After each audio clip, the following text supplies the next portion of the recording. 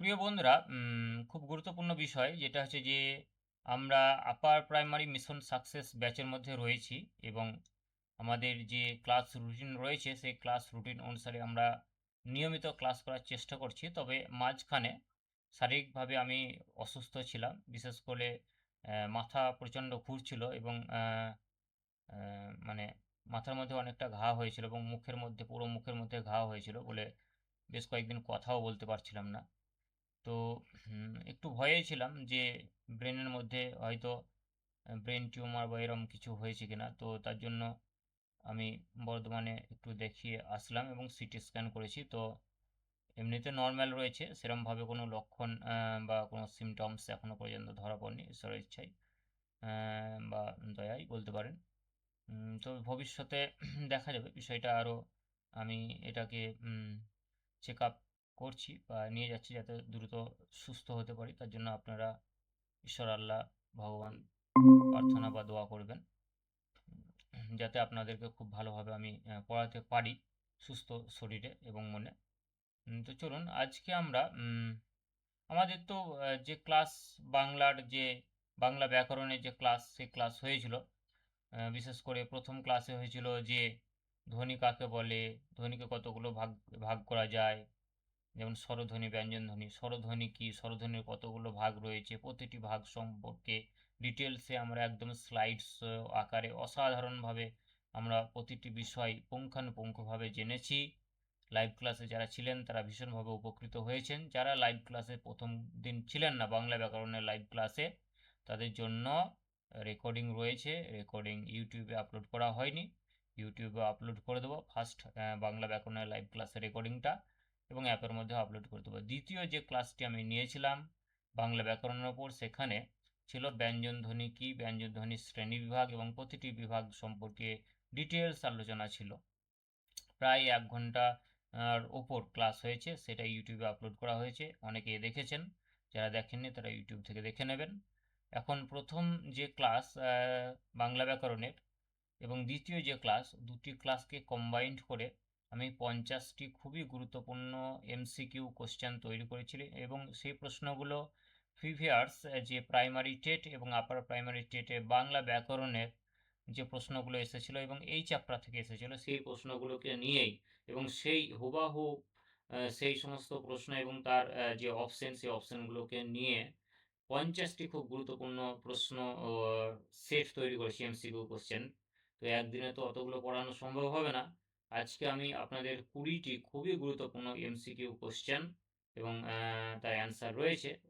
তো সেগুলো আমি প্র্যাকটিস করাবো। জাস্ট 20টি, বেশি সময় লাগবে না, ঝটপট হয়ে যাবে। আপনারা কাইন্ডলি শেষ পর্যন্ত ক্লাসে জুড়ে থাকুন এবং ক্লাসের শেষে আপনাদের ফিডব্যাক আমি নেব এবং আপনারা কতটা পড়েছেন সেটা আজকে যাচাই হয়ে যাবে। কারণ আপনাদেরকে বুঝিয়েছি, পুরো থিওরি ক্লাস সুন্দরভাবে বোঝানোর চেষ্টা করেছি আমি যতটা পেরেছি, আমার যতটা সাধ্য। সেই সঙ্গে আপনাদের একদম পিডিএফ নোটস দেওয়া রয়েছে, দিয়েছি আমি গ্রুপের মধ্যে। একদম প্রথম ক্লাসের যতটুকু পড়ানো হয়েছিল তার ডিটেলস নোট, দ্বিতীয় ক্লাসে যতটা পড়ানো হয়েছিল তার ডিটেলস নোট, তারপরে পিপিটি দেওয়া হয়েছে দুটো ক্লাসেরই, তারপরে হ্যান্ড রিটেন্স নোট দেওয়া হয়েছে এবং পিডিএফ নোটস, টাইপ করা নোটসও দেওয়া হয়েছে। মানে সমস্ত রকমভাবে আপনাদের যাতে অলরাউন্ড পারফেক্ট প্রিপারেশন হয় এবং খুব সুন্দরভাবে কোনো পয়েন্ট যাতে আপনাদের বাদ না যায়, তার জন্য আমি চেষ্টা করছি আপ্রাণ। এবং যত ভালোভাবে আপনাদের তৈরি করা করা যায় বা আপনারা এক চান্সে আপার প্রাইমারিটা ক্র্যাক করতে পারেন, তার জন্য আমার আপ্রাণ চেষ্টা চলছে এবং আমার একজন সহযোগী বা কো এডুকেটর বা সহশিক্ষক রয়েছেন, যিনি আপনাদের হিস্ট্রি পড়ান এবং জিওগ্রাফি পড়ান এবং তিনি চাইল্ড সাইকোলজি খুব ভালো পড়ান। বেশ কিছু চ্যাপ্টার চাইল্ড সাইকোলজির উনি পড়াবেন, বাকি চ্যাপ্টারগুলো আমি পড়াবো এবং আমি বাংলা মানে হচ্ছে বোধ পরীক্ষণ, বাংলা ব্যাকরণ এবং বাংলা পেডাগজি পড়াবো। সেই সঙ্গে ইংলিশ কম্প্রিহেনশন, ইংলিশ গ্রামার প্রতিটি টপিক ধরে ধরে এবং ইংলিশ পেডাগজি একদম ইন ডিটেলস আপনাদেরকে পড়াবো, বোঝাবো, নোটস দেবো এবং এমসিকিউ কোশ্চেন অ্যান্সার প্র্যাকটিস করাবো। এ বিষয়ে আপনারা একদম দুশ্চিন্তা করবেন না। আহ, আমাদের ভোট রয়েছে 23 তারিখ বীরভূমের। তো 22 তারিখ আমাকে তো সকাল সকাল 8টার সময় ভোটের ডিউটির জন্য বাড়ি থেকে বেরিয়ে পড়তে হবে। তো 22 তারিখ আমি ওখানে থাকবো এবং 23 তারিখও ভোট নিয়ে ডিসি সেন্টারে আসতে হবে। তো এই দুদিন তো প্রচণ্ড ক্লান্ত এবং ব্যস্ত থাকবো। পরের দিন এসে মানে সারাদিন এত ক্লান্ত থাকি যে ঘুমোতে হয়। তো আমি চেষ্টা করব 22 তারিখ 23 তারিখের পর 24 তারিখ আপনাদের ক্লাস নেওয়ার চেষ্টা করব। যদি ভীষণ অসুস্থ থাকি তাহলে 24 তারিখ ক্লাস নিতে পারবো না, 25 তারিখ আবার ক্লাস নেব। তো এই হচ্ছে বিষয়। তো চলুন আজকে আর আমি বেশি কথা বলছি না। আজকে যে 20টি প্রশ্ন রয়েছে আমাদের এমসিকিউ কোশ্চেন বাংলা ব্যাকরণ থেকে, সেগুলো আমরা শুরু করি। ইতিমধ্যে বেশ কয়েকজন যুক্ত রয়েছেন। আমরা সিন 2তে চলে যাচ্ছি, যেখানে আমাদের পিডিএফ রয়েছে এবং এখানে আমরা চলে আসব পিপিটিতে, পাওয়ার পয়েন্ট প্রেজেন্টেশন, এবং সেখানে আমাদের প্রথম স্লাইডে আমরা চলে আসব। দেখুন এইটা শেষ স্লাইড। আমরা জাস্ট প্রথম স্লাইডে যদি চলে আসি তাহলে আপনারা দেখতে পাচ্ছেন 1 নম্বর কোশ্চেন যেটা রয়েছে যে বাকযন্ত্র কি। তো বাকযন্ত্র কি, এটার যে 4টি অপশন রয়েছে আপনারা জাস্ট 4টি অপশন পড়ুন, পড়ে বলুন যে কোনটা সঠিক। একজন বলার চেষ্টা করুন যে কেউ। উত্তর কোনটা হবে? ক হচ্ছে মানুষের মুখের কথা বলার জৈবিক যন্ত্র, খ হচ্ছে শুধু ফুসফুস, গ হচ্ছে শুধু জিহ্বা ও দাঁত, ঘ হচ্ছে শুধু নাক। একজন বলুন। স্যার ক হবে। ক হবে, ভেরি গুড। অর্থাৎ বাকযন্ত্র বলতে আমাদের যে যন্ত্র ভাষা মানে ধ্বনি উৎপাদন করতে সাহায্য করে সেগুলোকে, পুরো সেই যন্ত্রটাকে বাকযন্ত্র বলা হয়েছে। এবং এই বাকযন্ত্রের মধ্যে আমাদের জিহ্বা, নাসিকা, তারপরে তালু, মূর্ধা, ওষ্ঠ, দন্ত, ফুসফুস সবগুলোই পড়ছে। তার মানে আমাদের অপশন এটাই কিন্তু সঠিক অপশন হবে। তাহলে আমরা জাস্ট এখান থেকে একটু আমরা একটা পেন নিয়ে নিচ্ছি যাতে আমাদের সুবিধা হয় লিখে লিখে বোঝাতে বা করতে। তো তাহলে অপশন এ বা এখানে ক, তাহলে ক হচ্ছে আমাদের রাইট অ্যান্সার। তো হয়ে গেল। আমরা এরপরে নেক্সট স্লাইডে যাব, 2 নম্বর স্লাইডে, যেখানে বলা হচ্ছে বাকধ্বনি কাকে বলে। তো এই প্রশ্নটার জন্য 4টি অপশন রয়েছে অ্যান্সারের, যেটা হচ্ছে ক বাকযন্ত্রের সাহায্যে সৃষ্ট আওয়াজ, খ হচ্ছে লিখিত বর্ণ, গ হচ্ছে অক্ষরের সমষ্টি, ঘ হচ্ছে শব্দের সমষ্টি। এই 4টি অপশনের মধ্যে কোনটি হবে বলুন একজন। এটা তো কয়েকটাই হবে, বাকযন্ত্রের সাহায্যে সৃষ্ট আওয়াজ। Very good. বাকধ্বনি হচ্ছে বাকযন্ত্রের সাহায্যে সৃষ্ট আওয়াজ। কারণ বাকধ্বনি কি, বাকধ্বনি মানে হচ্ছে বাকযন্ত্র থেকে যে ধ্বনিটা নির্গত হচ্ছে সেটা হচ্ছে বাকধ্বনি। তার মানে বাকযন্ত্রের সাহায্যে সৃষ্ট আওয়াজ, এটা হচ্ছে সঠিক আমাদের অপশন বা সঠিক অ্যান্সার। নেক্সট স্লাইডে আমরা চলে আসবো, যেটা হচ্ছে 3 নম্বর স্লাইড। আপনারা পরিষ্কার দেখতে পাচ্ছেন যে স্বরধ্বনি ও ব্যঞ্জনধ্বনির প্রধান পার্থক্য কী। বেশ কতগুলো অপশন রয়েছে। ক হচ্ছে স্বরধ্বনিতে বাকযন্ত্রের সর্বনিম্ন বাধা, মানে বাকযন্ত্র কম বাধা পায় স্বরধ্বনি উচ্চারণ করতে গেলে। আর ব্যঞ্জনধ্বনিতে বাকযন্ত্র বেশি বাধা পায়। ব্যঞ্জনধ্বনি যখন আমরা উচ্চারণ করব তখন আমাদের যে বাকযন্ত্রের যে মানে হচ্ছে যে অঙ্গগুলো রয়েছে সেগুলোতে বেশি বাধাপ্রাপ্ত হবে সেই ধ্বনিটা। 2 নম্বর অপশন বা খ হচ্ছে স্বরধ্বনি সবসময় দীর্ঘ হয়, গ হচ্ছে ব্যঞ্জনধ্বনি স্বাধীনভাবে উচ্চারিত হয়, ঘ হচ্ছে স্বরধ্বনি শুধু নাক দিয়ে বের হয়। দেখুন অপশনগুলো আমরা এলিমিনেট পদ্ধতিতে এর উত্তরটা করতে পারি খুব ভালোভাবে। ঘ লাস্ট অপশনটা দেখুন, স্বরধ্বনি শুধু নাক দিয়ে বের হয়, এটা তো ভুল। নাক দিয়ে মুখ দিয়ে উভয় দিকে বের হয়। 2 নম্বর হচ্ছে যে ব্যঞ্জনধ্বনি স্বাধীনভাবে উচ্চারিত হয়, এটা তো মহা ভুল, কারণ ব্যঞ্জনধ্বনি স্বরধ্বনির সাহায্য ছাড়া উচ্চারিত হতেই পারে না, তাহলে এটা তো ভুল। খ হচ্ছে স্বরধ্বনি সবসময় দীর্ঘ হয় না, স্বরধ্বনি তো সবসময় দীর্ঘ হয় না। স্বরধ্বনি মানে তো বেশিরভাগ ক্ষেত্রেই মানে হচ্ছে হস্র হয়, মানে ছোট হয়। শ্বাসবায়ু কম লাগে। তাহলে ক যে অপশানটা রয়েছে যে স্বরধ্বনি উচ্চারণ করতে গেলে বাকযন্ত্রে সর্বনিম্ন বাধার প্রয়োজন হয়, হ্যাঁ এটা ঠিক বলছে। সেই সঙ্গে ব্যঞ্জনধ্বনিতে বাধা বেশি সৃষ্টি হয়, হ্যাঁ এটাও ঠিক বলছে। মানে ধরুন আমরা যদি বলি অ, দেখুন বাধা কিন্তু কম হচ্ছে, কিন্তু আ, এই অ, আ এগুলো স্বরধ্বনি, এগুলোতে বাধা কম হচ্ছে। কিন্তু যদি ধরুন বলি ক, খ, গ, ঘ, তাহলে এই ধ্বনিগুলো উচ্চারণ করার সময় কিন্তু আমাদের বাকযন্ত্রের যে বিভিন্ন অঙ্গ রয়েছে সেখানে কিন্তু বাতাস বেশি বাধাপ্রাপ্ত হচ্ছে। ঠিক আছে, অর্থাৎ ব্যঞ্জনধ্বনিতে বাতাস বেশি বাধাপ্রাপ্ত হয় বা বেশি বাধা সৃষ্টি করে। হ্যাঁ, কিন্তু স্বরধ্বনির ক্ষেত্রে বাধা অল্প সৃষ্টি করে বা সর্বনিম্ন সৃষ্টি করে, যতটা প্রয়োজন সর্বনিম্ন ততটাই। তাহলে আমাদের অপশন এ মানে এক্ষেত্রে ক, এটা হবে সঠিক অপশন। ঠিক আছে, বোঝা গেল এটা? হ্যালো। হ্যাঁ হ্যাঁ স্যার বুঝতে পেরেছি। বেশ, একটু করে আমি ব্যাখ্যা করে দেওয়ার চেষ্টা করব। যেগুলো একটু ক্রিটিক্যাল থাকবে, যেগুলো সহজ থাকবে আপনারা উত্তর বলে দেবেন, সেগুলো আর ব্যাখ্যা করার প্রয়োজন হবে বলে মনে হয় না। নেক্সট স্লাইডে আমরা চলে আসছি, 4 নম্বর স্লাইডে। 4 নম্বর স্লাইডে যেটা বলা হচ্ছে, ধ্বনি, বর্ণ ও অক্ষরের সঠিক সম্পর্ক কী? পড়ুন, একজন পড়ুন দেখি। রিড করুন একজন, অপশনগুলো পড়ুন।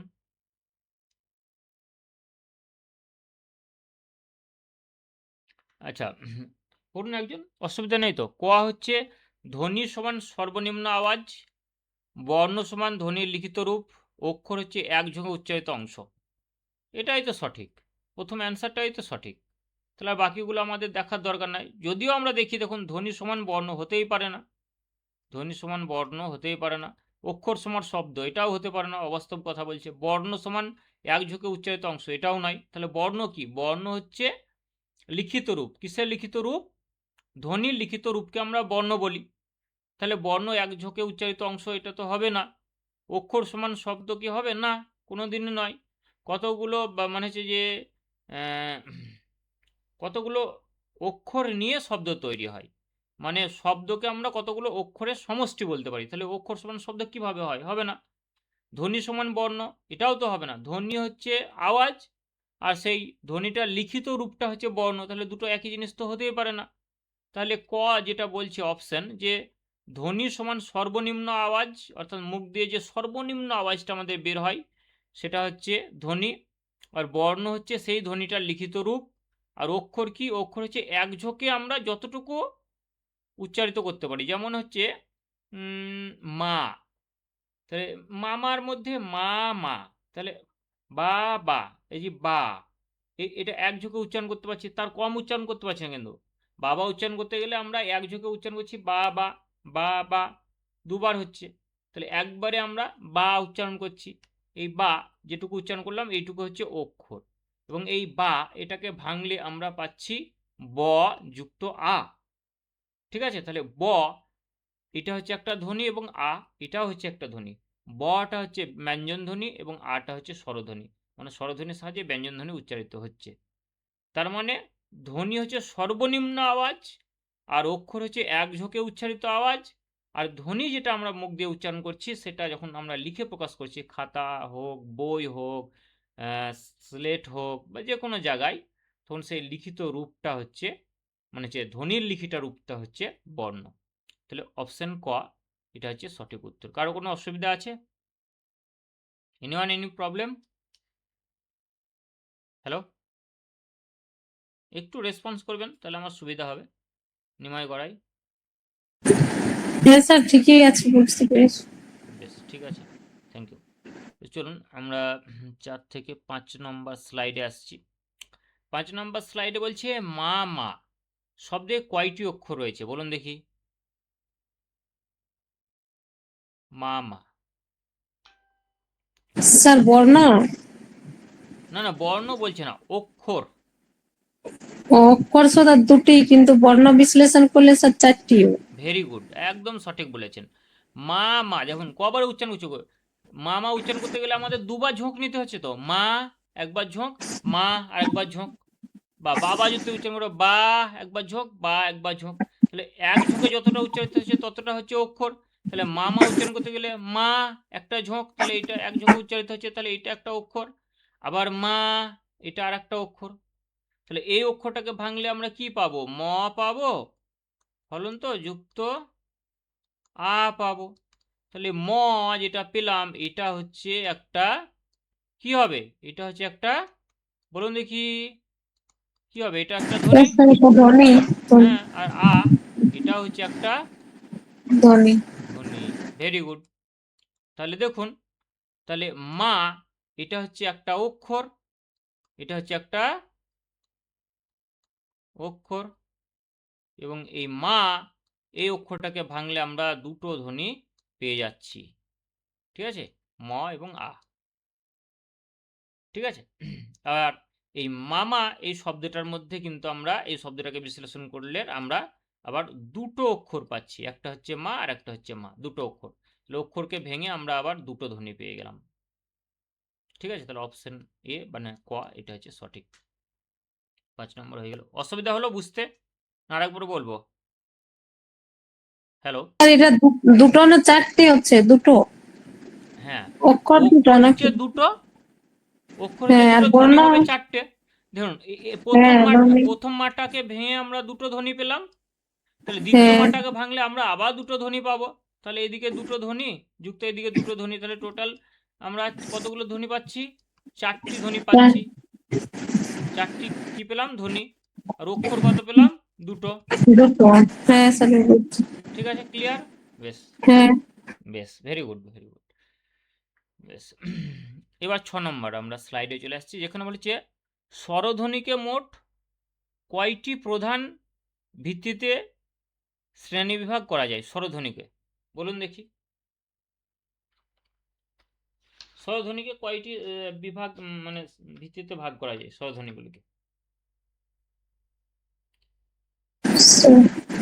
তিনটি নাকি? একজন বললেন 3টি, আরেকজন বলুন। কজন রয়েছেন যুক্ত আপাতত দেখি দাঁড়ান। 2জন রয়েছেন, বেশ ঠিক আছে। দেখুন 3টি হবে না, আমরা স্বরধ্বনিকে মোট 4টি শ্রেণীতে ভাগ করতে পারি। কি কি? একটা হচ্ছে হস্রস্বর, একটা হচ্ছে দীর্ঘস্বর, একটা হচ্ছে প্লুত স্বর, আর একটা হচ্ছে যৌগিক স্বর। তাহলে কোন অপশনটা সঠিক হবে? অপশন ক হবে সঠিক, 4টি। এবার কি কি যদি বলে, তাহলে এখানে হবে হস্রস্বর, যেমন হচ্ছে অ, হস্যই, হস্যুরি, এই 4টি হচ্ছে হস্রস্বর। দীর্ঘস্বর কি কি হবে? আ, দীর্ঘ ই, দীর্ঘ এ, ওই, ও, ঔ, এটা হচ্ছে দীর্ঘস্বর। প্লুত স্বর কি কি হবে? মা, টেনে টেনে উচ্চারণ করছি, বা, টেনে টেনে উচ্চারণ করছি, এগুলো হচ্ছে প্লুত স্বরের উদাহরণ। যৌগিক স্বর কোনগুলো হবে? যৌগিক স্বর মানে দুটো মানে হচ্ছে স্বরের সাহায্যে যে স্বরধ্বনি উচ্চারিত হচ্ছে, যেমন ওই, ঔ, এগুলো হচ্ছে যৌগিক স্বর। তাহলে মোট স্বরধ্বনিকে আমরা 4টি ভাগে ভাগ করছি। ঠিক আছে? এবার আপনি একটা আমি উদাহরণ বলি, যে যৌগিক স্বর, যেটা একটা উদাহরণ বলি। ধরুন একটা হচ্ছে ওই, আর একটা হচ্ছে ও। এবার এদেরকে যৌগিক স্বর বলা হচ্ছে, মানে এরা কোন দুটি মানে স্বরের সাহায্যে মানে তৈরি হয়েছে বলুন দেখি। ওইটা ওইটা ও আর হস্যই, হস্যই। কি কি? ও আর হস্যই। ও এইটা আর হস্য। এইটা হচ্ছে ও আর। আর হস্য উ। তাহলে আমরা 7 নম্বর স্লাইডে এবার আসছি, যেখানে বলা হচ্ছে যে শ্বাস বায়ুর গতিপথ অনুসারে স্বরধ্বনি কয় প্রকার ও কি কি? শ্বাসবায়ু মানে আমরা যখন ধ্বনি উচ্চারণ করি তখন সেই যে বায়ু, সেটা আমাদের মুখ দিয়েও কিছুটা নির্গত হয়, কিছুটা নাক দিয়েও নির্গত হয়। তাহলে মুখ দিয়ে এবং নাক দিয়ে যখন নির্গত হচ্ছে, তার মানে আমরা 2 প্রকার বলতে পারি। একটা হচ্ছে মৌখিক, যেগুলো মুখ দিয়ে উচ্চারিত হচ্ছে, মানে বাতাস বাধা পেয়ে মুখ দিয়ে যখন বেরিয়ে আসছে তখন যে ধ্বনিগুলো উচ্চারণ হচ্ছে সেটা হচ্ছে মৌখিক ধ্বনি। আবার বাতাস বাধা পেয়ে নাক দিয়ে কিছু কিছু ধ্বনি, নাক দিয়ে বাতাস বেরিয়ে আসে তখন কিছু কিছু ধ্বনি উচ্চারিত হয়, ইয়, উঁয়ো, ইয়, উঁয়ো, এগুলো হচ্ছে নাসিক্য ধ্বনি। তাহলে এটা হবে 2 প্রকার, তাই তো? এটা হবে 2 প্রকার, একটা হচ্ছে মৌখিক আর একটা হচ্ছে আনুন্নাসিক বা নাসিক্য আমরা বলতে পারি। তাহলে শ্বাসবায়ুর গতিপথ অনুসারে স্বরধ্বনিকে 2 ভাগে ভাগ করা হয়, একটা হচ্ছে মৌখিক স্বরধ্বনি আর একটা হচ্ছে আনুন্নাসিক স্বরধ্বনি। ঠিক আছে? মৌখিক স্বরধ্বনি আর আনুন্নাসিক স্বরধ্বনি। আনুন্নাসিক স্বরধ্বনির কয়েকটি উদাহরণ বলুন দেখি কেউ একজন। স্যার ও, ইয়, হ্যাঁ, মধ্যাহ্ন, দন্তান্ন, মূর্ধন্য। ম। দেখুন নাকের কিছুটা না কিছুটা, নাক দিয়ে কিছুটা হলেও নাক দিয়ে কিন্তু বাতাস বেরিয়ে আসছে উচ্চারণ হওয়ার সময়, তার জন্য এগুলো হচ্ছে আনুন্নাসিক বা নাসিক্য। আর মুখ দিয়ে যেগুলো বেরিয়ে আসে সেগুলো তো আমরা সহজেই পাই, যেমন অ, আ, সম্পূর্ণভাবে এই স্বরধ্বনিগুলো উচ্চারণ করার সময় পুরো বাতাসটা মুখ দিয়ে বেরিয়ে আসছে, তাহলে এগুলো হচ্ছে মৌখিক। বেশ, এবার আমরা চলে যাব 8 নম্বর স্লাইডে। বলছে অনুন্নাসিক বা আনুন্নাসিক স্বরধ্বনি কি দিয়ে চিহ্নিত হয়? দেখুন দেখি কোনটা হবে। ক নম্বর স্যার চন্দ্রবিন্দু। হ্যাঁ, চন্দ্রবিন্দু, ভেরি গুড। তাহলে ক, অপশন ক হচ্ছে রাইট। দীর্ঘ চিহ্ন এটা তো হবে না, কোনো চিহ্ন ছাড়াই এটাও তো হবে না, হস্র চিহ্ন এটাও হবে না। তাহলে এই চন্দ্রবিন্দু, চন্দ্রবিন্দু যে চিহ্নটা থাকে, যেমন যেমন যে কোনো ধ্বনি যেগুলোর মাথায় আমরা চন্দ্রবিন্দু দিই, সেগুলোই আমরা আনুন্নাসিক বা অনুনাসিক, আনুন্নাসিক স্বরধ্বনি হিসাবে ধরতে পারি। যেমন যদি বলি অ, মানে অয়ে চন্দ্রবিন্দু অ, তাহলে এটা কিন্তু আনুন্নাসিক, কিন্তু অ এটা কিন্তু আনুন্নাসিক নয়, এটা কিন্তু ওই আগে যেটা আমরা পড়লাম যে মৌখিক, মৌখিক স্বরধ্বনি। অ হচ্ছে মৌখিক স্বরধ্বনি, আ হচ্ছে মৌখিক স্বরধ্বনি, কিন্তু অতে চন্দ্রবিন্দু অ বা এতে অতে মানে যে এতে চন্দ্রবিন্দু জফেলা আকার অ এরকম তো আমরা উচ্চারণ করি, সেগুলো আনুন্নাসিক, মানে চন্দ্রবিন্দু যখন লেগে যাচ্ছে। বেশ, ৯ নম্বর যেটা রয়েছে যে উচ্চারণের কাল অনুসারে, মানে কতটা সময় নিয়ে উচ্চারিত হচ্ছে। তাহলে উচ্চারণের কাল অনুসারে হস্র স্বরধ্বনি কোনগুলি? যেগুলো হস্র স্বরধ্বনি কোনগুলো, যেগুলো উচ্চারণ করতে আমাদের মানে যে সময় অল্প নেয়, সেগুলো হচ্ছে হস্র স্বরধ্বনি। আর যে স্বরধ্বনিগুলি উচ্চারণ করতে আমাদের সময় বেশি নেয়, সেগুলো হচ্ছে দীর্ঘ স্বরধ্বনি বা দীর্ঘস্বর। তাহলে এগুলোর মধ্যে হস্রস্বর বা হস্র স্বরধ্বনি কোনটা হবে বলুন দেখি, কোন অপশনটা হবে? স্যার ক, ক হুম, হর্ষ ক ই এর হর্ষ উ। অপশনটা হবে, ভেরি গুড। যেমন ক, ক সরি, ক এর মধ্যে হচ্ছে অ, হস্যই হস্যু, একদম খুব অল্প মানে যে সময় লাগছে, তার জন্য এটা হচ্ছে হস্র স্বরধ্বনি। কিন্তু আ, দীর্ঘ ই, দীর্ঘ, অনেকটা বেশি সময় লাগছে, তার জন্য এটা এগুলো হবে দীর্ঘ বা দীর্ঘ স্বর বা দীর্ঘ স্বরধ্বনি। বেশ, হয়ে গেল ৯। এবার ১০ নম্বর স্লাইডে আমরা আসছি, যেখানে বলা হচ্ছে দীর্ঘ স্বরধ্বনি সাধারণত কয় মাত্রার হয়? এটা একটু বলুন দেখি, দীর্ঘ স্বরধ্বনি কয় মাত্রার হয়? স্যার 2 মাত্রা। ২ মাত্রা, কি কি বলুন দেখি? যেমন স্যার ও এর পরে আ দিয়ে আরেকটা মাত্রা আছে আ। হুম হুম, বেশ, ঠিকই আছে, ২ মাত্রা। এবার উদাহরণ একটা বলুন দেখি। আ, ও এর পরে আ। আর আর দীর্ঘ স্বরধ্বনি আমরা এখানে কি পেয়েছিলাম? আ দীর্ঘ পেয়েছি, ই, হ্যাঁ দীর্ঘ ই, দীর্ঘ ই, দীর্ঘ উ। দীর্ঘ ই, দীর্ঘ উ, হ্যাঁ দীর্ঘ উ। তাহলে এগুলো হচ্ছে দীর্ঘ স্বরধ্বনি, আর দীর্ঘ স্বরধ্বনিগুলো সাধারণত ২ মাত্রার হচ্ছে, ঠিক আছে? বেশ,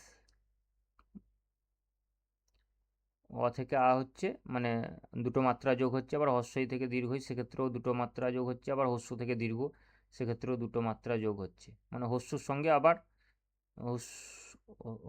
হস্র উ যুক্ত, মানে এটাকে ভাঙলে কি পাওয়া যাবে বলুন দেখি? এই হস্র উ বা এই দীর্ঘ উ বা দীর্ঘ ই এর মধ্যে কিন্তু দীর্ঘ দীর্ঘ ই এর মধ্যে কি কি কি আছে, এটাকে ভাঙলে কি পাওয়া যাবে? ২টো মাত্রা তো বলছি, কিন্তু এই মাত্রা দুটো কি কি জানা আছে? কি কি হবে? বা এটাই ধরুন, এগুলো এই তিনটেই তো আমরা মানে যে ২টো মাত্রা রয়েছে এই তিনটেরই আমরা বলতে পারি, কারণ এই তিনটেই হচ্ছে দীর্ঘ স্বরের উদাহরণ, দীর্ঘ স্বরধ্বনির। তাহলে এদের মাত্রাগুলি কি কি? আয়ের ২টো মাত্রা কি, দীর্ঘ ইর ২টো মাত্রা কি, বা দীর্ঘ ২টো মাত্রা কি জানা আছে? জানা নেই, একটু ক্লিয়ার করে দিন। হুম, তো ইন্টারভিউতে তো ধরতে পারে এগুলো। ধরতে পারে, তাহলে এইটা একটু আমাদের HW হোমওয়ার্ক থাকলো, এটা আপনারা একটু দেখবেন এবং আমাকেও এটা একটু দেখতে হবে ডিটেলসে, হ্যাঁ? তারপর আমরা এই বিষয়টা নিয়ে আলোচনা করব নেক্সটে, এই মাত্রার বিষয়টা। এই মুহূর্তে আমার ঠিক মনে আসছে না, আমি পরে এটা জেনে আপনাদের বলবো। আর আপনারা একটু দেখবেন গুগল করে হোক বা অন্যান্য সোর্স থেকে, বা ভালো যেন কোনো ব্যাকরণ বই যদি থাকে, বাংলা ব্যাকরণ, সেখান থেকে দেখবেন, দিয়ে গ্রুপে একটু পাঠাবেন, প্রয়োজনে আমাকে পাঠাবেন, দেখব। ঠিক আছে? তাহলে এটা কি থাকলো, আমাদের হোমওয়ার্ক থাকলো যে আ, দীর্ঘ ই, দীর্ঘ উ, এগুলোকে দ্বিমাত্রা বলা হচ্ছে, মানে দুটো মাত্রা রয়েছে, সেই দুটো মাত্রাগুলো কি কি সেগুলো ভেঙে আমাদের জানতে হবে বা দেখতে হবে। এটা আমাদের একটা হোমওয়ার্ক থাকলো। হোমওয়ার্ক মাঝে সাঝে নিতে হবে দু একটা করে, এরম প্রশ্ন থাকে বা আসে যেগুলো আমাদের একটু মানে সচেতন করে দেয় বিষয়গুলো, এবং একটু খাটতে শেখায় বা একটু রিসার্চ করতে শেখায়। তো সেটা খুব ভালো বিষয়, একটু খাটতে হবে বা রিসার্চ করতে হবে, জিনিসগুলো মনে থাকবে দীর্ঘদিন। নেক্সট 11 নম্বর, জিভের অবস্থান অনুসারে উচ্চ স্বরধ্বনি কোনগুলো?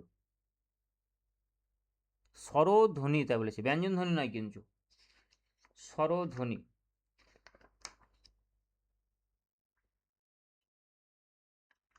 কেউ বলবেন একজন? একটা 6 ক্লাস 4 এর বইয়ে ছিল, সম্ভবত আপনারা দেখেছেন কিনা জানি না, ওই চকটার মধ্যে উচ্চ স্বরধ্বনি, দীর্ঘ স্বরধ্বনি আমার কাছে আছে।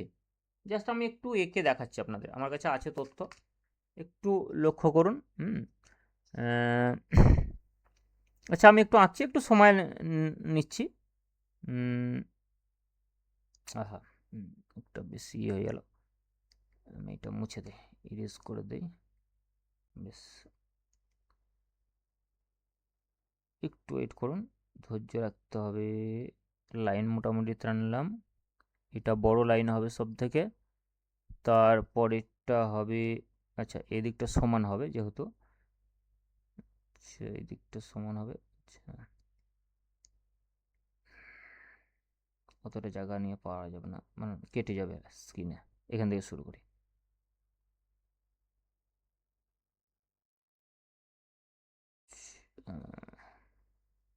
হলো, এবার এবার এখান, এগুলো কি হচ্ছে, এগুলো তো সিলেক্ট করা নাই।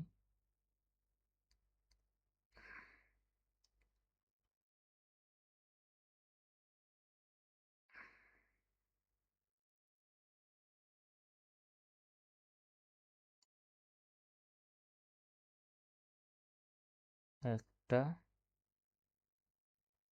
1 2 3 4, 3 4, বেশ। এবার এখানে হবে হস্র ই, এখানে হবে এ, এখানে হবে ওয়েজ অফ ফেলা আকার এ, বেশ। আর এই দিকে হবে হস্র উ, যেটাকে আমরা হস্যু বলি, এটা হবে ও, আর এটা হবে, এখানে হবে অ, আর এটা ঠিক মাঝখানে এই জায়গাটায় হবে আমাদের আ, এই জায়গাটায় হবে আ। তাহলে দেখুন এখানে প্রশ্ন বলছে যে জিভের অবস্থান অনুসারে উচ্চ স্বরধ্বনি কোনগুলি? উচ্চ স্বরধ্বনি দেখুন, এটা জিভের সব থেকে উচ্চ অংশ, এই অংশটুকু হচ্ছে উচ্চ অংশ, এটুকু জিভের মিডিলের দিকের অংশ, আর জিভটা ছোট হতে ভিতরের দিকে যাচ্ছে আল জিভের দিকে, তো এটা হচ্ছে জিভের একদম শেষের অংশ বা পেছনের অংশ। তাহলে যে জিভের প্রথম দিকের অংশ বা উঁচু অংশ হচ্ছে এইটা, তাহলে উঁচু অংশের দুটো আমরা পাচ্ছি, একটা হচ্ছে হস্র ই, আর একটা হচ্ছে হস্র উ। তাহলে এই দুটো হচ্ছে জিভের অবস্থান অনুসারে উচ্চ স্বরধ্বনি। আর মধ্য স্বরধ্বনি হচ্ছে এ এবং ও, এই দুটো হচ্ছে মধ্য স্বরধ্বনি, মানে মাঝখানে জিভের উচ্চারিত হচ্ছে। আর জিভের ঠিক ঠিক শেষের দিকে উচ্চারিত হচ্ছে অ্যা এবং অ, আর একদম পেছনে আল জিভের কাছে উচ্চারিত হচ্ছে আ। আ উচ্চারণ করুন, আ, দেখুন একদম আল জিভ যেটা রয়েছে ছোট্ট পাড়া, সেই জায়গাটা থেকে কিন্তু আওয়াজটা আসছে। তাহলে প্রশ্ন হচ্ছে, যদি আমাদের প্রশ্ন করে যে জিভের অবস্থান অনুসারে উচ্চ স্বরধ্বনি কোনটা, তাহলে হস্র ই এবং হস্র উ, এই দুটো হচ্ছে উচ্চ স্বরধ্বনি, উচ্চ স্বরধ্বনি। এবার যদি প্রশ্ন করে মধ্য স্বরধ্বনি কোন দুটি, তাহলে এ এবং ও, এই দুটো হচ্ছে মধ্য স্বরধ্বনি, এই দুটো হবে মধ্য স্বরধ্বনি। আর যদি বলে নিম্ন স্বরধ্বনি কোনটি, তাহলে অ্যা এবং অ, এটা হচ্ছে এই দুটো হচ্ছে নিম্ন স্বরধ্বনি। আর যদি বলে একদম এই দুটো হচ্ছে নিম্ন মধ্য, হ্যাঁ, শুধু নিম্ন বলা যাবে না, এটাকে বলা হবে নিম্ন মধ্য স্বরধ্বনি। আর সব থেকে নিম্ন স্বরধ্বনি হচ্ছে একটাই, সেটা হচ্ছে আ, এটা হচ্ছে নিম্ন স্বরধ্বনি, এটা হচ্ছে নিম্ন স্বরধ্বনি। এবার আমি একটু মানে সামারাইজ করে দেই, সংক্ষিপ্তকরণ করে দেই, তাহলে আপনাদের সুবিধা হবে বুঝতে। দেখুন, তাহলে জিভের একদম ডগাতে বা সামনের অংশে বা জিভের উচ্চ অংশে যে ধ্বনি দুটি, স্বরধ্বনি দুটি উচ্চারিত হচ্ছে, সে দুটি হচ্ছে হস্যই এবং হস্যু, তার জন্য এদেরটির নাম হচ্ছে উচ্চ স্বরধ্বনি। জিভের ঠিক মাঝের দিকে উচ্চারিত হচ্ছে এ এবং ও, তার জন্য এইগুলো বলা হচ্ছে মধ্য স্বরধ্বনি। জিভের ঠিক মাঝ থেকে শেষের কাছে, মানে যে মাঝামাঝি এবং শেষের দিকের কিছুটা অংশ নিয়ে উচ্চারিত হচ্ছে অ্যা এবং আ, তার জন্য এগুলো হচ্ছে নিম্ন মধ্য। হ্যাঁ, আর জিভের সব থেকে নিচে আল জিভের কাছ থেকে উচ্চারিত হচ্ছে আজ, সেটাকে বলা হচ্ছে নিম্ন স্বরধ্বনি। তাহলে প্রশ্নতে বলা হচ্ছে উচ্চ স্বরধ্বনি কোনগুলি, তাহলে উচ্চ স্বরধ্বনি হবে আমাদের হস্যই আর হস্যু, কোনটাতে রয়েছে দেখুন, হস্যই আর হস্যু, এটা তো হবে না, নাই, এটা হবে না, নাই, অ আর আ, এটা হচ্ছে নিম্ন মধ্য, এটাও হবে না। তাহলে হস্যই এটাতে আছে আর হস্যু এটাতে আছে, তাহলে এটাই হবে, কিন্তু ওরা দীর্ঘ ই এবং দীর্ঘ উ, হ্যাঁ ঠিকই আছে, হস্যই দীর্ঘ ই, হ্যাঁ এখানে হস্যইও যেমন হয় সেরকম আবার দীর্ঘ ইও হয়, এখানে যেমন হস্র উ হয় সেরকম এখানে দীর্ঘ উ হয়। হ্যাঁ, তাহলে আমরা 1 2 3 4 চারটে পাবো। হ্যাঁ, এখানে আমরা চারটে পাবো, তাহলে উচ্চ স্বরধ্বনির সংখ্যা চারটি। কি কি? হস্র ই, দীর্ঘ ই, হস্র উ, দীর্ঘ উ, এই চারটি হচ্ছে উচ্চ স্বরধ্বনি। মধ্য স্বরধ্বনি দুটো, এ এবং ও। নিম্ন মধ্য স্বরধ্বনি দুটো, অ্যা এবং অ। আর একদম নিম্ন স্বরধ্বনি হচ্ছে একটাই, সেটা হচ্ছে আ। এটা খুব ভাইটাল, খুবই ভাইটাল। এটা ক্লাস 4-এর ভাষাপাঠ বইয়ের মধ্যে আছে, আপনারা একটু দেখে নেবেন, তাও আমি একটু বুঝিয়ে দিলাম, চেষ্টা করলাম বোঝানোর। এবার 12 নম্বর স্লাইডে আমরা চলে আসছি। নিম্ন স্বরধ্বনি কোনটি? তাহলে বলুন কোনটি হবে, আগে ছক থেকে বলুন নিম্ন স্বরধ্বনি কোনটি। একদম না, কি করে হবে? এ এবং অ হচ্ছে নিম্ন মধ্য, একদম বলেছে নিম্ন স্বরধ্বনি। আটা, ভেরি গুড। তাহলে এখানে অ্যান্সার হবে কয়েট, অপশন ক, আ। এই আ, একমাত্র আ একটাই হচ্ছে নিম্ন স্বরধ্বনি। হয়ে গেল, ছকটা মনে রাখলে হবে, ছকটা 4-5 বার ওই দেখে দেখে আঁকতে হবে খাতায়, তাহলে ও মুখস্থ হয়ে যাবে। ঠোঁটের আকৃতি অনুসারে প্রসারিত স্বরধ্বনি কোনগুলি? প্রসারিত স্বরধ্বনি প্রসারিত স্বরধ্বনি হচ্ছে হস্যই, এ এবং কোনটাতে রয়েছে? ক, অপশন ক।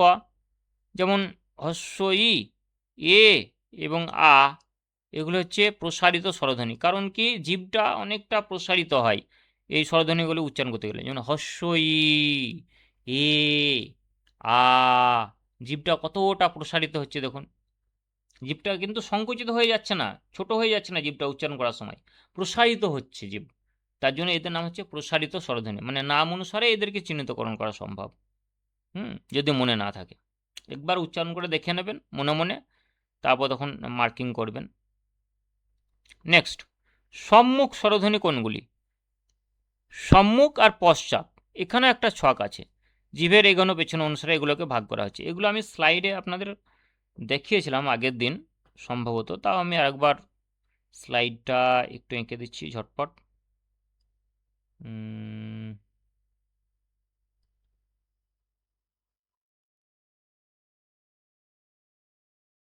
বেশ, তাহলে এখানে আমরা পেয়েছিলাম কি কি? হস্যই, দীর্ঘই, এদিকটা কি কি পেলাম? হস্র উ, দীর্ঘ উ।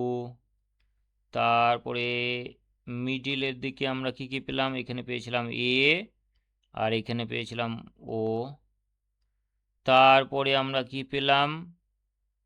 মধ্য, তারপরে হচ্ছে নিম্ন মধ্য। নিম্ন মধ্যতে আমরা কি পেয়েছিলাম? আর এখানে পেয়েছিলাম অ।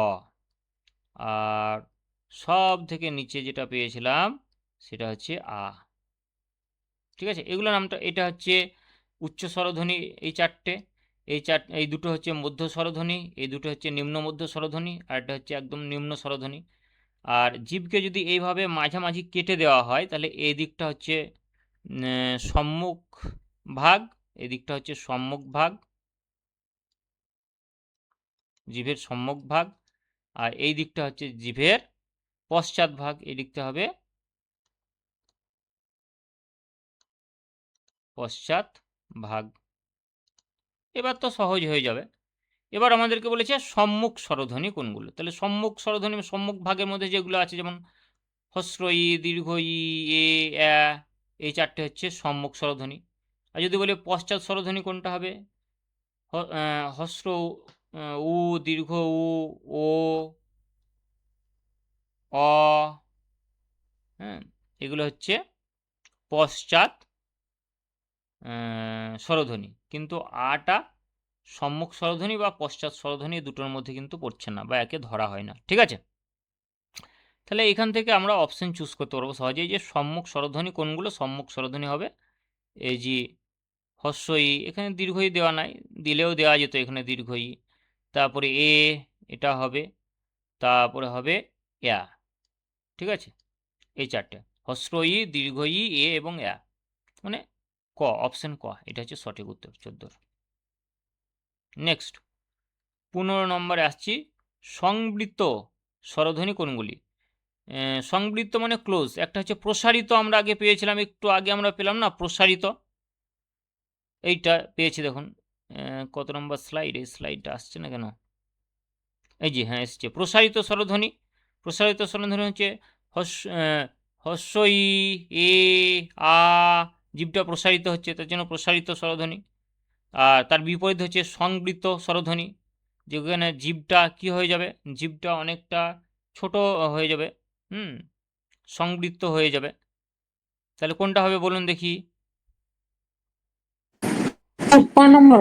হুম, হস্র ই, দীর্ঘ ই, হস্র উ, দীর্ঘ উ। সংকুচিত হচ্ছে কোনটা? সংবৃত্ত মানে ক্লোজ। হস্র উ, হ্যাঁ এটা সংবৃত্ত হচ্ছে, জীব মানে একদম গোল হয়ে আসছে, হস্র উ, দীর্ঘ উ, এটা হবে না। হস্র ইটা আগেরটাই ছিল তো। দীর্ঘ ই, এটাও হবে না। আ, এটাও হবে না, প্রসারিত হচ্ছে জীব। অ, এটাও জীব প্রসারিত হচ্ছে। এ, ও, অ্যা, এগুলো একটা হবে না, কেবল এই দুটো হবে, হস্র উ এবং দীর্ঘ উ। অপশানে এই দুটো ভুল দেওয়া আছে, এই দুটো হবে না, মানে ক অপশানটাই ঠিক হবে, কিন্তু ক অপশানের মধ্যে যে দুটো হবে সেটা হচ্ছে হস্র উ এবং দীর্ঘ উ। হস্র উ, দীর্ঘ উ, দেখুন জীব একদম সংকুচিত হয়ে যাচ্ছে, তার জন্য এই দুটো হচ্ছে সংবৃত্ত স্বরধ্বনি বা ক্লোজ স্বরধ্বনি। নেক্সট 16 নম্বর স্লাইডে আসছি, জাস্ট আর কয়েকটা স্লাইড আছে। অর্ধ বিবৃত স্বরধ্বনির উদাহরণ কোনটি? অর্ধ বিবৃত, বলুন দেখি।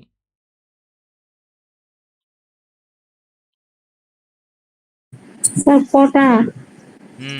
ক, অর্ধ বিবৃত মানে নিম্ন মধ্য যে দুটো আমরা খুঁজে পেয়েছিলাম, অ্যা এবং অ, সেই দুটোকেই বলা হচ্ছে অর্ধ বিবৃত।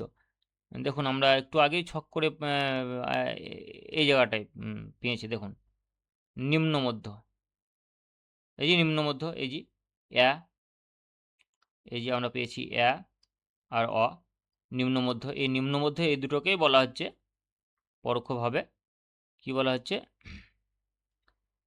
এই দুটোকে পরোক্ষভাবে বলা হচ্ছে অর্ধবিবৃত। এই দুটোই অর্ধবিবৃতের স্বরধ্বনির উদাহরণ। তাহলে এটাই হবে সঠিক অ্যান্সার। খুব সূক্ষ্ম জিনিস, বারবার প্র্যাকটিস না করলে একদম 100% নিশ্চিত যে ভুল হবে পরীক্ষার সময়, অপশন চুজ করার সময়। ঠান্ডা মাথায় এই অপশানগুলো চুজ করতে হবে এবং বারবার প্র্যাকটিস দরকার। প্র্যাকটিস করতে করতে একদম মানে ঠোঁটস্থ হয়ে যাবে, একদম দেখা মাত্রই ঝট করে মনে পড়ে যাবে। এগুলোর জন্য প্র্যাকটিস ছাড়া দ্বিতীয় কোনো উপায় নেই এই সমস্ত জটিল মানে বিষয়ের উত্তর করার জন্য, যেগুলো লটাপটি লাগে বেশি বা কনফিউশন টাইপের প্রশ্ন হয়ে যায় অনেক সময় এগুলোই। নেক্সট, মৌলিক স্বর আর যৌগিক স্বর, যেগুলো ইংরাজিতে বলা হচ্ছে, মৌলিক স্বরকে ইংরাজিতে বলা হচ্ছে মনোপথং, আর যৌগিক স্বরকে বলা হচ্ছে ডিপথং। মনোথং মানে যেগুলো নিজে নিজে যে স্বরধ্বনিগুলি নিজের ইচ্ছে উচ্চারিত হয় সেগুলো হচ্ছে মনোথং বা মৌলিক স্বরধ্বনি।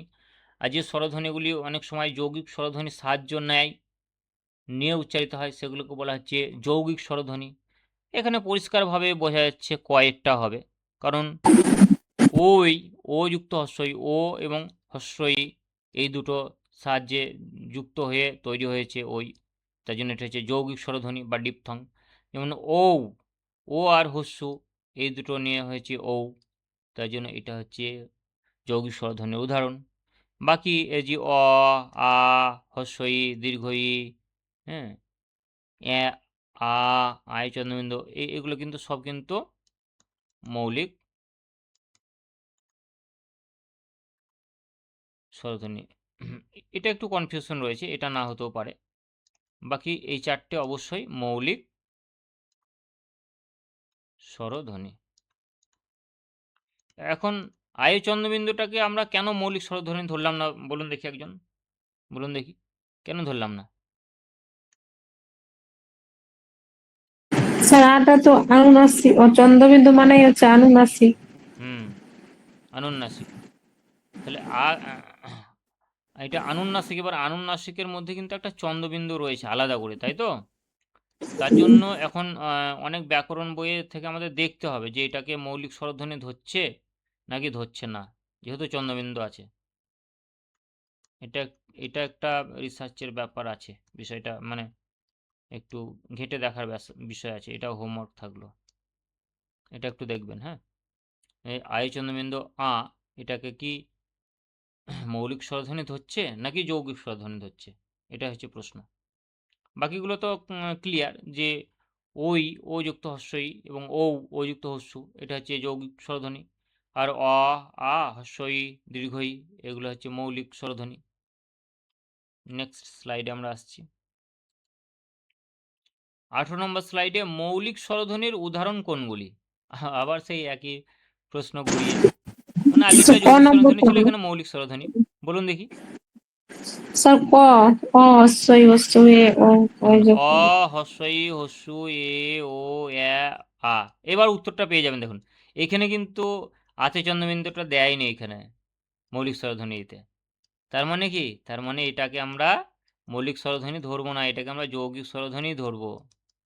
আগের মানে যেটা আমাদের কনফিউশন ছিল এই স্লাইডে যে আতে চন্দ্রবিন্দু এটা কি যৌগিক মৌলিক স্বরধ্বনি হবে না, এটা মৌলিক স্বরধ্বনি হবে না, এটাকে আমরা ডিপথং বা যৌগিক স্বরধ্বনি হিসাবে ধরবো আপাতত, ঠিক আছে? কারণ তা যদি হতো তাহলে এখানে কিন্তু এখানে এখানে কিন্তু এই উদাহরণটাও এটাও দিয়ে দিত আয় চন্দ্রবিন্দুটা, হ্যাঁ কি না? স্যার বেশ ঠিক আছে। লাস্ট স্লাইড, আচ্ছা দুটো স্লাইড আছে। 19 নম্বর কোশ্চেন, দুটো কোশ্চেন আছে। বাংলায় মৌলিক স্বরধ্বনির সংখ্যা কয়টি বলুন দেখি? 7টি স্যার। মৌলিক স্বরধ্বনি কি কি বলুন স্যার দেখি? ক নম্বরে অ রস্যই হস্যই দীর্ঘই, অ তারপর হস্যই আয় দীর্ঘই, যফলা দীর্ঘ উ না হস্য উ স্যার আর ও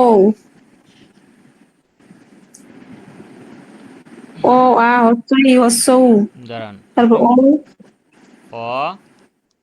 আ হস্যই, হস্যই হস্য উ হ্যাঁ হস্য উ, আর বলুন এ এ, ওই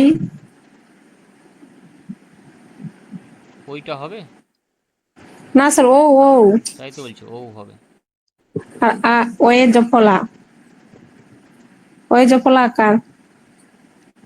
ও এটাতে বলছি ওই যে ফলাকার 1 ওয়ে 2 3 4 5 6, আর একটা বলুন, একটা হবে ও, এটা হচ্ছে মৌলিক, আর ওই এটা হচ্ছে যৌগিক, ও ঔ এই দুটো হচ্ছে যৌগিক, তাই তো? হ্যাঁ যৌগিক। তাহলে আমরা বাংলায় মোট মৌলিক স্বরধ্বনির সংখ্যা পেলাম কতগুলি? 1 2 3 4 5 6 7টি। 7, 7টি। তাহলে অপশন ক এটা হচ্ছে সঠিক। আর এই দুটো হচ্ছে যৌগিক, তাই তো? এই দুটো ছাড়াও কি আর কোনো যৌগিক আছে? না স্যার, ওই দুটো যৌগিক। এই দুটোই যৌগিক, বেশ ঠিক আছে। চলুন লাস্ট কোশ্চেন। কেন্দ্রীয় স্বরধ্বনি কোনটি? খুব সুন্দর প্রশ্ন, সিম্পল। স্যার আ। আ, ঠিক, আ। এটা হচ্ছে কেন্দ্রীয় স্বরধ্বনি। সেই ছকগুলো দেখলেই বোঝা যাবে। দেখুন এটা কোথায় আছে? কেন্দ্রে নেই? Yes or no? কেন্দ্রে আছে। হ্যাঁ স্যার, কেন্দ্রে আছে। কেন্দ্রে আছে, বা কেন্দ্র থেকে আমাদের একদম আলজিভা জিভের মাঝখান থেকে বা কেন্দ্র থেকে এটা উচ্চারিত হচ্ছে বা আসছে ধ্বনিটা। তার জন্য আমাদের কেন্দ্রীয় স্বরধ্বনি যেটাকে বলা হচ্ছে সেটা হচ্ছে একটাই, আর সেটা হচ্ছে আ। ওইগুলো ছক আকারে একটু মনে রাখতে হবে, তাহলেই হয়ে যাবে। এই ছিল আমাদের মোটামুটি আজকের ক্লাস। চেষ্টা করলাম আপনাদেরকে বোঝানোর। কেমন কি লাগলো বলুন? মোটামুটি পারলাম তো বোঝাতে? হ্যাঁ স্যার, বুঝলাম স্যার, অনেক ভালো বুঝলাম। ভালো বুঝলেন? যদিও আমি ভুলে গেছিলাম শুধু। যদিও আমি ইংলিশের টিচার, তো বাংলা ব্যাকরণটার চেষ্টা করি আপনাদেরকে বোঝানোর যতটা পারি। হুম, ঠিক আছে, বুঝতে পেরেছেন তার জন্য আপনাকে অসংখ্য ধন্যবাদ। এত রাত জেগে প্লাস 12টা বেজে গেল, 11টা থেকে ক্লাস শুরু হয়েছে। তো আপনারা ক্লাস করেন তার জন্য অসংখ্য ধন্যবাদ। এভাবে প্র্যাকটিস করুন, প্র্যাকটিস মেক্স পারফেক্ট। পরিশ্রম করলে নিশ্চয়ই সফল হবেন। ঠিক আছে, পরের দিন তাহলে আবার ক্লাস যখন হবে তখন বাকিরা জয়েন করবে। আজকে যেহেতু রাত হয়ে গেছে ক্লাস শুরু করতে, তার জন্য অনেকে জয়েন করতে পারেনি। পরের দিন আবার একসঙ্গে সবাই মিলে ক্লাস করব। আজকের জন্য এতটুকুই। প্রত্যেকে ভালো থাকবেন, সুস্থ থাকবেন। প্রত্যেকে ধন্যবাদ জানিয়ে আজকের ক্লাস শেষ করছি। এবং শেষ আপনাদের একটা কথা জানাবো, যারা আপার প্রাইমারি টেটের জন্য প্রিপারেশন নিতে চান তাদের বলা হচ্ছে যে আপনারা মাত্র প্রতি মাসে 99 টাকা করে পেমেন্ট করে আপনারা আমাদের এই আপার প্রাইমারি ব্যাচে নাম এনরোল করতে পারেন। তার জন্য হোয়াটসঅ্যাপ নাম্বার রয়েছে 8597354342। এই হোয়াটসঅ্যাপ নাম্বারে আমার সঙ্গে যোগাযোগ করুন। কিভাবে ভর্তি হবেন না হবেন পুরো প্রসেস বলে দেওয়া হবে। এবং পেড হোয়াটসঅ্যাপ গ্রুপ রয়েছে, সেখানে আপনাকে অ্যাড করে নেওয়া হবে। আপনি পিডিএফ নোট পাবেন, সেই নোটসগুলো আপনারা প্রিন্ট করে নিয়ে পড়াশোনা করতে পারবেন। লাইভ ক্লাস গুগল মিটেও হয় এবং অ্যাপের মধ্যেও হয়, এবং লাইভ ক্লাসের রেকর্ডিংগুলো আমরা ইউটিউবে দিয়ে দিই কিছু কিছু। আর সমস্ত লাইভ ক্লাস একদম সিরিয়াল ওয়াইজ পর পর পর পর পর পর আমরা অ্যাপের মধ্যে আপলোড করে দেবো। এখন কিছুদিন ব্যস্ত রয়েছি, কয়েকদিন পর একদম সিরিয়াল ওয়াইজ প্রতিটি ক্লাস একদম ধরে ধরে ধরে ধরে অ্যাপের মধ্যে আপলোড হয়ে যাবে। যখন আমার ব্র্যান্ডেড অ্যাপটা চলে আসবে, স্মার্ট ইংলিশ ফাস্ট ইংলিশ, ওই অ্যাপের মধ্যে প্রতিটি ক্লাস একদম সাজিয়ে আপনাদেরকে একদম দিয়ে রেখে দেবো, এবং নোটসগুলো পুরো সাজিয়ে আমি একদম আপলোড করে দেবো। আপনারা দেখতে পাবেন এবং ডাউনলোড করে নিতে পারবেন। ইবুক বেশ কিছু দিয়ে দেবো ফ্রি, যেগুলো আপনারা সেই অ্যাপ থেকে, আমার ব্র্যান্ডেড অ্যাপ থেকে আপনারা ডাউনলোড করে নিতে পারবেন। এবং প্রিন্টেড বইও আপনারা প্রাইমারি ইন্টারভিউয়ের যে প্রিন্টেড বই রয়েছে, প্রাইমারি ইন্টারভিউ বুস্টার, এবং আরেকটি হচ্ছে ডেমো টিচিংয়ের বই, আর্ট অফ টিচিং, এই বই দুটোও কিন্তু আপনারা ওই আমার স্মার্ট ইংলিশ ফার্স্ট ইংলিশ এই ব্র্যান্ডের অ্যাপ থেকে ডাউনলোড মানে অর্ডার করতে পারবেন। আপনার বাড়িতে চলে যাবে। যেগুলো পিডিএফ বই বা ইবুক, সেগুলো ডাউনলোড করে নিতে পারবেন সঙ্গে সঙ্গে, পেমেন্ট করার সঙ্গে সঙ্গে। অ্যাপটা প্রায় 90% আমি নিজে হাতে খেটে তৈরি করেছি, বহু পরিশ্রম করে, বহু নলেজ নিয়ে, প্রায় 15 দিন ধরে খেটে। লাইভ সেকশনটা অ্যাড করতে বাকি আছে অ্যাপের মধ্যে। তো আমি চেষ্টা করছি 100 ms অথবা গুগল মিট দুটোর মাধ্যমে যে কোনো একটাকে ইন্টিগ্রেট করব। টেস্ট করে দেখছি যে 100 ms যদি গুগল মিটের থেকে বেশি ভালো লাইভ ক্লাস চালাতে সাহায্য করে, বা তাদের পিকচার কোয়ালিটি ভালো হয় বা খুব স্মুথলি চলে, তাহলে গুগল মিটের পরিবর্তে 100 msকে আমি অ্যাপের মধ্যে ইন্টিগ্রেট করে দেবো, যাতে অ্যাপের মধ্যে ক্লাস খুব সুন্দরভাবে একদম ভালো কোয়ালিটির ক্লাস আপনাদের লাইভ ক্লাস করাতে পারি। এটার জন্য জাস্ট আমি একটু নলেজ নিচ্ছি, পুরো জিনিসটা রেডি করছি। তো হয়তো আর 15 দিন সময় লাগবে। পুরো অ্যাপটা প্লে স্টোরে আপনারা পেয়ে যাবেন। প্লে স্টোরে সার্চ করলে স্মার্ট ইংলিশ ফার্স্ট ইংলিশ, সেখান থেকে আপনারা ইনস্টল করে নিয়ে যেগুলো ফ্রি পিডিএফ আছে সেগুলো ডাউনলোড করে নিতে পারবেন। ফ্রি ইবুকগুলো ডাউনলোড করে নিতে পারবেন। বিভিন্ন কোর্সগুলো দেখতে পাবেন, কী কী কোর্স চলছে অ্যাপের মধ্যে। এবং আপনারা যে কোর্সে রয়েছেন, যেমন আপার প্রাইমারি টেটে এই কোর্সের মধ্যে আপনারা রয়েছেন, এই কোর্সের মধ্যে আপনারা লাইভ ক্লাস করতে পারবেন। এই কোর্সের মধ্যে যে পিডিএফ নোটগুলো থাকবে সেগুলো আপনারা ডাউনলোড করে নিতে পারবেন। এই কোর্সের মধ্যে আজ পর্যন্ত যতগুলো ক্লাস হয়েছে প্রতিটি ক্লাস একদম সেকশন ওয়াইজ, চ্যাপ্টার ওয়াইজ ধরে আমি আপলোড করে দেবো। প্রতিটি ক্লাস আপনারা দেখে নিতে পারবেন, প্রতিটি সাবজেক্টের প্রতিটি ক্লাস আলাদা আলাদা করে। তো এটা হচ্ছে বিষয়। আমরা সাধারণত চাইল্ড সাইকোলজি পড়িয়ে থাকছি বা পড়াচ্ছি। চাইল্ড সাইকোলজি, বাংলার পেডাগজি, বাংলা গ্রামার, ব্যাকরণ, বিশেষ করে ইংলিশ গ্রামার, ইংলিশ পেডাগজি। সে সঙ্গে আর্টসের যতগুলো সাবজেক্ট রয়েছে 60 নম্বরের যে কোশ্চেনগুলো আসে, যেমন হচ্ছে যে হিস্ট্রি, জিওগ্রাফি, পলিটিক্স, তো পুরো প্যাকেজটা মানে হচ্ছে আর্টসের পুরো প্যাকেজটা 99 রুপিস পার মান্থ, 4 থেকে 5 মাসের কোর্স। সায়েন্সটা এখন আমরা শুরু করতে পারিনি। যদি সায়েন্সের একজন ভালো টিচার পাই সেক্ষেত্রে আমরা সায়েন্সের ব্যাচটা শুরু করবো আপার প্রাইমারি টেটের জন্য। তো দেখা যাক নোটিফিকেশান কবে আসছে। আপার প্রাইমারি টেটের নোটিফিকেশান আসলেই আমরা একজন সায়েন্সের টিচার খুব দ্রুত আমরা মানে ব্যবস্থা করে নেব এবং ওনাকে দিয়ে সায়েন্সের যে সেকশন সেগুলো আমরা কমপ্লিট করাবো এবং সায়েন্সের ব্যাচটা শুরু করব। এটা আমার মনের ইচ্ছা বা ইচ্ছাই বলতে পারেন। এবং আপনাদেরকে আমি পরিষেবা এইভাবে দিতে চাই খুব সামান্য পারিশ্রমিকে। তো আপনারা প্রত্যেকে জুড়ে থাকুন। ভালো লাগলে অবশ্যই ভিডিওটাকে আপনারা লাইক করুন। চ্যানেলে প্রথম হলে আমার এই স্মার্ট ইংলিশ ফার্স্ট ইংলিশ এই ইউটিউব চ্যানেলটাকে আপনারা সাবস্ক্রাইব করে রাখুন। এটা আপনাদেরই চ্যানেল। আপনাদের ভালোবাসায় আজ এতটা বড় হয়েছি, হ্যাঁ, চ্যানেলটা এতটা বড় হয়েছে, আপনারা সাপোর্ট করেছেন। আর ফ্রি পিডিএফ প্রাইমারি ইন্টারভিউর জন্য যারা প্রিপারেশান নিচ্ছেন তারা আমার হোয়াটসঅ্যাপ নম্বরে 8597354342 আমাকে আপনার নাম এবং কোন ডিস্ট্রিক্ট থেকে বলছেন একটু লিখে পাঠাবেন। আপনাকে প্রাইমারি ইন্টারভিউয়ের বেশ কিছু ফ্রি পিডিএফ আমি দেবো। এটা আমি অনেককে দিচ্ছি এবং আপনাদেরকেও দেবো। এবং আপার প্রাইমারি যারা টেটের জন্য প্রিপারেশান নিচ্ছেন তারাও ফ্রি পিডিএফ নিতে চাইলে অবশ্যই আমার সঙ্গে যোগাযোগ করবেন এবং দেখবেন ভিডিও ডেসক্রিপশনে একটা লিঙ্ক রয়েছে যে upper primary free batch, upper primary mission success free batch. ওটাতে আপনারা ওই হোয়াটসঅ্যাপ গ্রুপের মধ্যে অ্যাড হয়ে যাবেন। সেই হোয়াটসঅ্যাপ গ্রুপের মধ্যেও বেশ কিছু আপার প্রাইমারি রিলেটেড যে লাইভ ক্লাসগুলো আমাদের হয় সেই ক্লাসের যে নোটসগুলো দেওয়া হয় একই নোটস কিন্তু ওই গ্রুপে হোয়াটসঅ্যাপ গ্রুপেও দেওয়া হয়, কিছু দেওয়া হয়, সব নয়। তো যারা একদম ফুল প্রিপারেশান নিতে চান, অলরাউন্ড পারফেক্ট প্রিপারেশান নিতে চান সিরিয়াসলি এবং এক চান্সে আপার প্রাইমারি ক্র্যাক করতে চান তারা আমাদের পেড কোর্সে ভর্তি হতে পারেন। এটা আপনার অপশান। আর আপনি যদি বাড়িতে সেলফ স্টাডি করেন, বাড়িতে সেলফ স্টাডি করতে পারেন। সেক্ষেত্রে নোটসের প্রয়োজন হলে আমরা নোটস আপনাদেরকে প্রোভাইড করব এবং বেশ কিছু ফ্রি ক্লাসও আপনাদেরকে প্রোভাইড করব। সঙ্গে আছি, সাথে আছি। আপনারাও চ্যানেলটিকে ভালোবাসুন, ভিডিওগুলো একটু লাইক করুন আর যে ভিডিওগুলো ভালো লাগবে বিভিন্ন গ্রুপে একটু শেয়ার করে দেবেন। এভাবে সাহায্যের হাত বাড়িয়ে দেবেন। প্রত্যেককে ধন্যবাদ জানিয়ে শুভরাত্রি জানিয়ে আজকের ক্লাস এখানে শেষ করছি। ধন্যবাদ। প্রত্যেকে ভালো থাকবেন, সুস্থ থাকবেন। ইংরেজিতে দক্ষ হতে চান এবং Bengal school service upper primary পরীক্ষার প্রস্তুতি নিচ্ছেন, তাহলে আপনার জন্য শুরু হতে চলেছে smart English first English mission success batch 2026। এই ব্যাচে শুধু ইংলিশ নয়, পাশাপাশি ইংলিশ গ্রামার, বাংলা ব্যাকরণ এবং চাইল্ড সাইকোলজি এই 3টি বিষয় বিস্তারিতভাবে পড়ানো হবে। প্রতিটি টপিক থিওরির মাধ্যমে বুঝিয়ে দেওয়া হবে এবং তার সঙ্গে নিয়মিত কোশ্চেন অ্যান্সার প্র্যাকটিস করানো হবে যাতে আপনার প্রস্তুতি আরো মজবুত হয়। সপ্তাহে 5 দিন নিয়মিত ক্লাস হবে এবং কোর্স ফি মাত্র 99 টাকা। ক্লাস খুব শীঘ্রই শুরু হতে চলেছে, তাই দেরি না করে এখনই যোগাযোগ করুন 8597354342 নম্বরে। যারা শুধুমাত্র মক টেস্ট দিতে চান তারা মাত্র 50 টাকায় 10টি সুন্দর মক টেস্ট দেওয়ার সুযোগ পাবেন। আগ্রহীরা যোগাযোগ করতে পারেন।